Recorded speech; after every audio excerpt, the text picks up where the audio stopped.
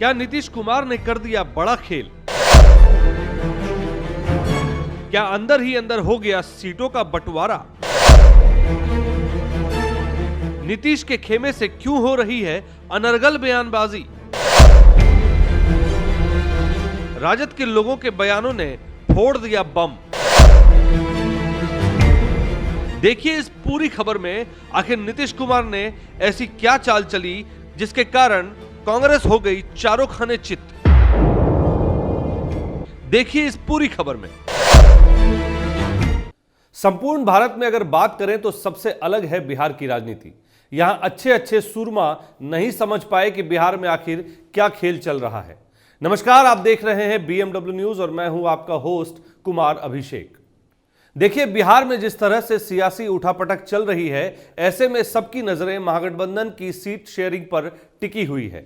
लेकिन यह seat sharing मानो बीरबल की खिचड़ी जैसी लगती हो गई है।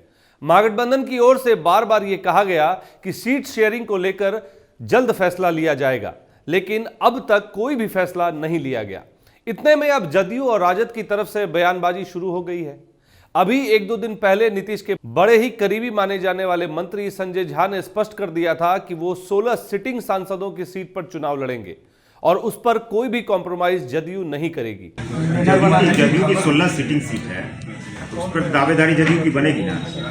दावेदारी क्या है? सिटिंग ही है। दावेदारी की बात क्या है? जो सिटिंग है वो सिटिंग है, उसमें कहाँ कंफ्यूजन है? वो तो सिटिंग है ही नहीं। इसके बाद महागठबंधन खेमे में काफी हलचल देखने को मिली, लेकिन फिर भी राजद के खेमे से कोई भी बयान सामने नहीं आया। लेकिन अचानक गुरुवार को जब भाई वीरेंद्र ने इस बात को कहा कि अंदर ही अंदर सभी सीटों पर बातें तय हो गई है, तो उनके इस बयान ने लोगों की और चिंताएं बढ़ा दी। सीट बंटवारा हो चुका है, आप लोग को पता चले जब आपके यहाँ जाएगा। हमारे यहाँ कोई लड़ाई नहीं है, ये लड़ाई केवल गोदी मीडिया लड़वाते रहता है। हमारे यहाँ एकदम स्मूथली सारे सीटों पर बंटवारा हो चुका है और जिसकी जमीनी हकीकत है उसको सीट मिल चुका है। क्योंकि अभी तक कांग्रेस और वाम दल जैसी पार्टियों को कुछ भी क्लियर नहीं था। उस पर सोने पर सुहागा यह है कि नीतीश कुमार ने सीतामढ़ी की सीट से देवेश चंद्र ठाकुर के नामों की घोषणा कर महागठबंधन में शामिल और भी पार्टी के नेताओं का प्रेशर बढ़ा दिया। वहीं जदयू के गोपाल मंडल के बयान से और गहमागहमी तेज हो गई। उन्होंने भी कहा कि नीतीश कुमार से उनकी भी बात हो गई है और नीतीश कुमार ने उनको भी चुनाव लड़ने को कह दिया है। हालांकि गोपाल मंडल अपने बड़बोलेपन की वजह से काफी मशहूर हैं। खैर, क्लास 1 में हम कैंडिडेट हैं जदयू की तरफ से। अब ऐसा ही थोड़ो बोलते हैं। मुख्यमंत्री से बात हुई है, हम अपना तैयारी कर रहे हैं। ये 14 तारीख के बाद हम भ्रमण करना शुरू कर देंगे। अब जैसा कि सूत्रों के हवाले से बातें सामने आ रही हैं, उसमें यह साफ है कि जदयू और राजद 16-16 सीटों पर चुनाव लड़ेंगी। वहीं कांग्रेस और वाम दलों के लिए महज 8 सीटें छोड़ी गई हैं। एक और बात, जब संजय झा ने इस बात को कहा कि कांग्रेस राजद से बात करे सीट शेयरिंग को लेकर, क्योंकि जदयू 16 सीटों से नीचे कोई कॉम्प्रोमाइज नहीं करेगी, तो यह बात तभी से साफ हो गई थी। तब इन बातों से इतना जरूर था कि राजद और जदयू ने अपने अपने खेमे की सीट पहले से ही फाइनल कर ली थी और कांग्रेस और वाम दल जैसी पार्टियों को अलग थलग छोड़ दिया गया था। यह इस बात का इशारा था कि समझदार को इशारा काफी है कि नीतीश कुमार ने एक ऐसी शतरंज की चाल चली कि कांग्रेस को यह बता दिया कि बिना नीतीश के कोई बिहार में एक पत्ता भी नहीं हिला सकता। और इस मार्फत यह भी दर्शा दिया गया कि नीतीश कुमार कितने बड़े रणनीतिकार हैं जिसे अच्छे अच्छे नहीं समझ पाए। अब यह सब हुआ क्यों, इस बात पर भी जरा गौर कीजिए। यह सब हुआ सिर्फ इसलिए कि नीतीश कुमार को संयोजक नहीं बनाया गया, तो नीतीश कुमार ने सोचा, अच्छा बच्चू खेल किसे कहते हैं अब दिखाता हूं।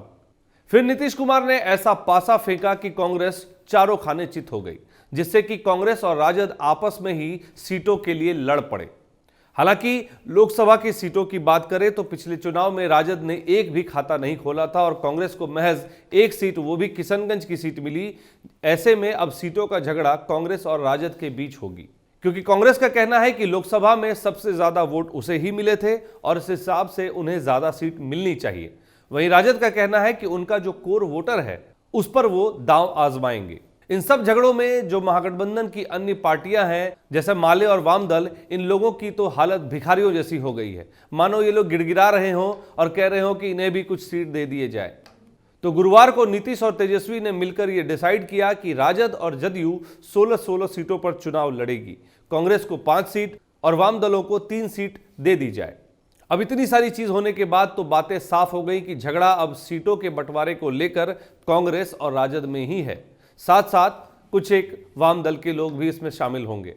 अब इस सीट बंटवारे के पीछे का फॉर्मूला भी समझ लीजिए कि 2019 के चुनाव में महागठबंधन के खराब प्रदर्शन को पीछे छोड़ते हुए 2024 के होने वाले लोकसभा चुनाव में बेहतर प्रदर्शन महागठबंधन करे, इसके लिए इस तरह की सीटें बांटी गई है। लेकिन इस खबर को देखने के बाद कांग्रेस और वाम दल के पार्टियों को थोड़ी सी नाराजगी होगी। उनके लिए फिर भी अभी राज्यसभा के दरवाजे खुले हुए हैं, उस पर भी बात करेंगे, लेकिन अगले विश्लेषण में। फिलहाल जब तक सीटों के बंटवारे मीडिया में खुलकर सामने नहीं आ जाते, तब तक कुछ भी कहना मुश्किल है और सभी अंदाज और आंकड़ों पर ही माहौल बने हुए हैं। इसलिए आप लोगों से अनुरोध है कि कुछ देर का विराम लेकर आपसे मिलेंगे अगले विश्लेषण में। तब तक के लिए देखते रहें BMW न्यूज़ की विश्लेषणों को और हमारे विश्लेषण पर अपने कमेंट के माध्यम से सुझाव देना ना भूलें। हमारे चैनल को लाइक करें, शेयर करें और ज़्यादा से ज़्यादा सब्सक्राइब करें। धन्यवाद।